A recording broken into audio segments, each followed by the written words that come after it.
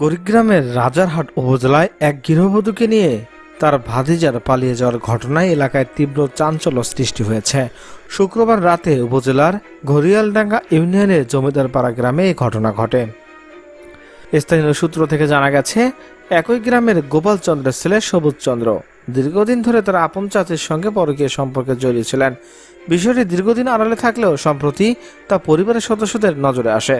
পরবর্তীতে পরিবার ও সামাজিক বাধা উপেক্ষা করে শুক্রবার রাতে তারা বাড়ি থেকে পালিয়ে যান।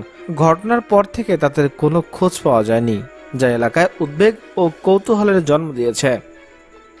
এদিকে ঘটনাটি জানাজানি হওয়ার পর গ্রাম জুড়ে ব্যাপক আলোচনা সমালোচনা শুরু হয়েছে। স্থানীয়দের অনেকেই এটিকে সামাজিক ও পারিবারিক মূল্যবোধের অবক্ষয়ের উদাহরণ হিসেবে দেখছেন। নাম প্রকাশে অনিচ্ছুক কয়েকজন প্রতিবেশী জানান, নিখোঁজ হওয়ার পর থেকে তাদের আর কোনো সন্ধান মেলেনি। এতে করে দুই পরিবারেই বিব্রতকর পরিস্থিতিতে পড়েছে এবং উভয় পক্ষের মধ্যে চাপা উত্তেজনা বিরাজ করছে। এ বিষয়ে রাজারহাট থানার ভারপ্রাপ্ত কর্মকর্তা মোহাম্মদ মামুনুর রশিদ বলেন, এখনো পর্যন্ত এ ঘটনায় কোনো লিখিত অভিযোগ পাওয়া যায়নি। অভিযোগ পাওয়া গেলে বিষয়টি তদন্ত করে প্রয়োজনীয় আইনগত ব্যবস্থা গ্রহণ করা হবে। ঘটনাটিকে ঘিরে পুরো এলাকায় এখন উত্তেজনা বিরাজ করছে এবং নিখোঁজ দুজনের সন্ধানে পরিবারের সদস্যরা উদ্বিগ্ন হয়ে পড়েছেন।